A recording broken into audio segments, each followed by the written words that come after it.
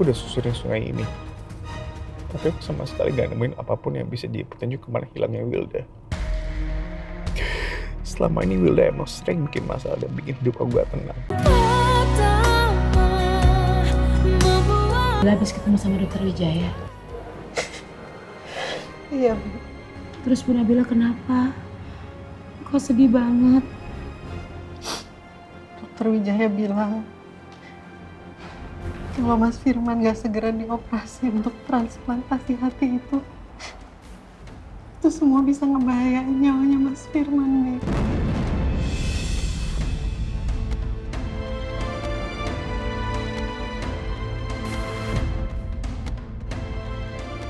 Dokter Wijaya menyayangkan keputusan saya yang mengulur waktu operasi dan cari pendonor lain.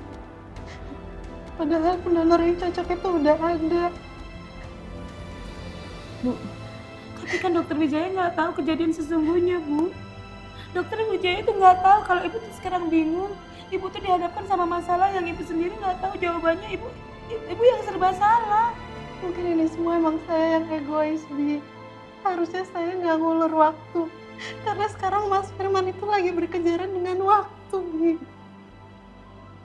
Dan setiap detik itu bisa ngebahayain nyawanya Mas Firman. Tapi rasanya saya juga berat untuk menerima syarat dari Erwin.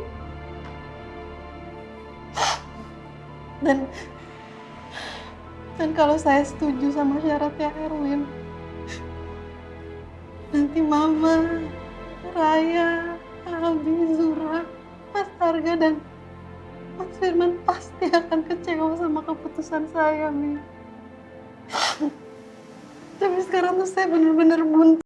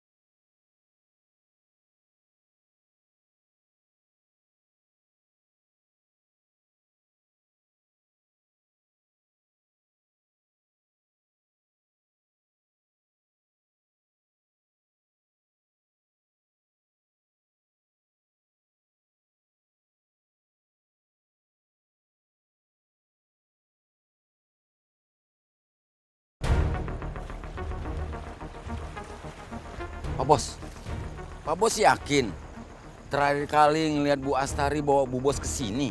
Saya yakin, Jer. Terakhir kali saya lihat Bu Astari sama Wilda ngobrol, itu di sini. Di tempat sini?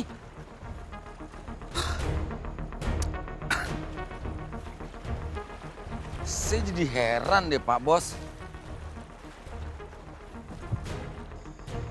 Orang tuh di mana-mana kalau mau ngobrol tuh biasanya ke kafe, apa ke tempat-tempat yang asik gitu. Ini masa ke pinggir sungai?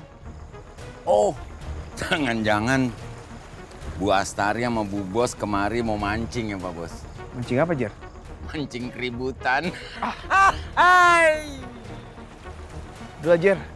Ini sekarang kita cari di tempat ini apakah ada sesuatu yang kita bisa jadikan petunjuk hilangnya Wilda. Aduh. Ih,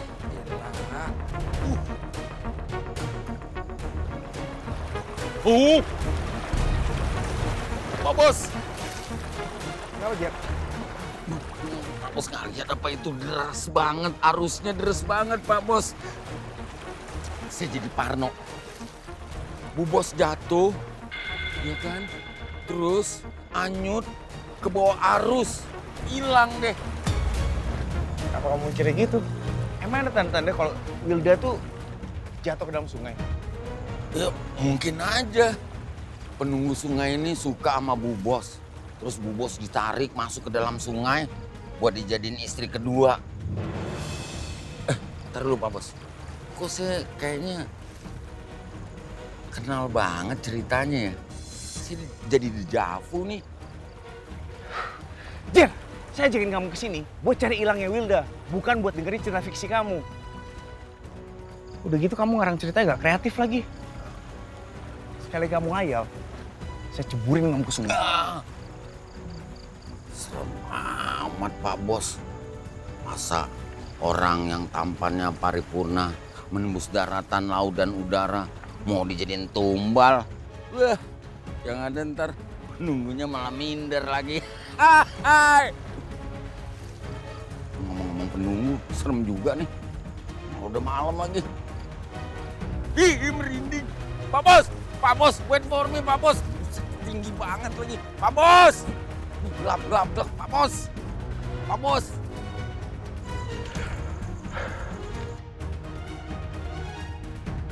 Aku udah susurin sungai ini.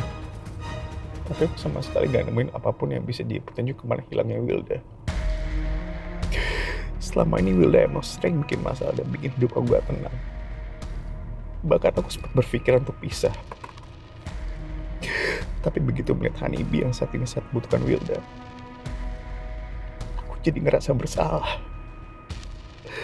Sejahat-jahatnya Wilda, dia adalah ibu dari anak aku juga. Dan saat ini, Hanibi sangat membutuhkan dia. Kalau tahu semua akan jadi begini, harusnya waktu itu aku gak tinggalin Wilda sama Bu Astari begitu aja.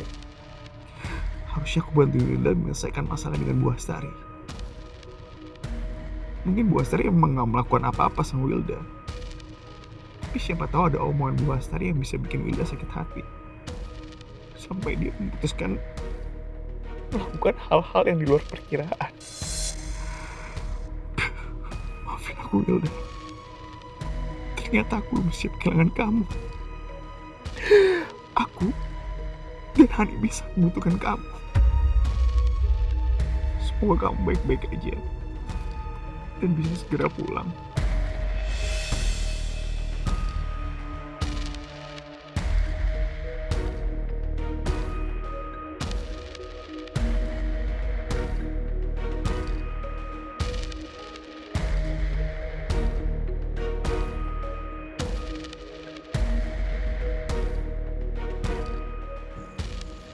Giliran orangnya ada, Pak Bos sama Bu Bos berantem terus kerjaannya.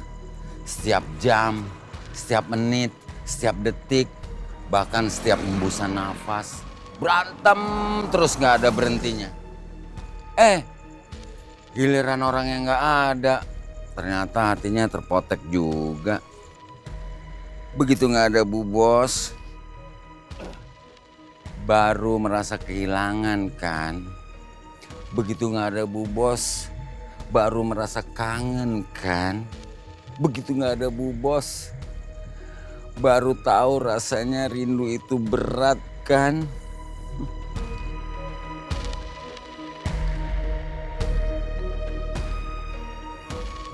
Jer, mulai besok kamu bikin selebaran kalau Wilda hilang. Serius nih?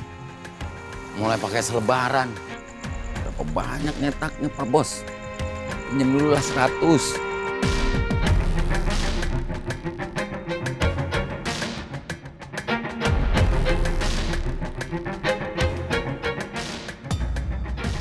Karena dari tadi handphonemu tinggal di mobil. Jangan-jangan pas aku tinggal telepon penting.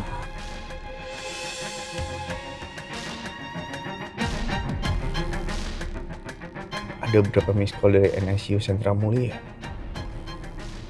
Jangan-jangan pas aku cari Wilda, ada terjadi sesuatu sama Hanibi.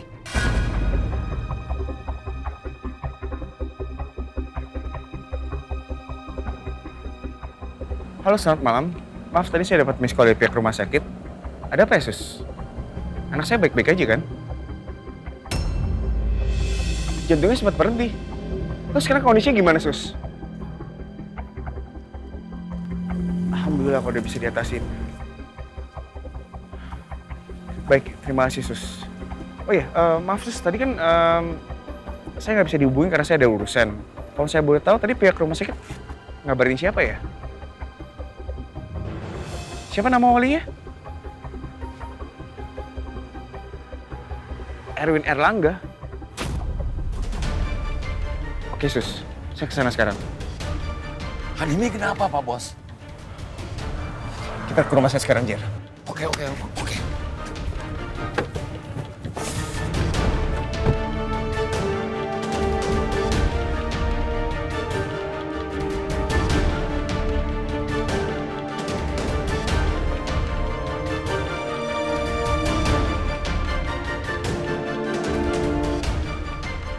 Oh, ini dia. Kemana aja kamu? Telepon nggak bisa, dihubungin nggak bisa, sibuk banget. Ternyata kamu tuh selain nggak becus jadi suami, kamu juga nggak becus jadi ayah. Cuma menurut kamu ya, Mas. Saya nggak minta kamu kesini buat urus Hanibi. Kalau kamu tidak susah dihubungi, saya tidak mungkin ada di sini. Oke, sekarang saya ada di sini. Jadi masih ada semuanya. Eh,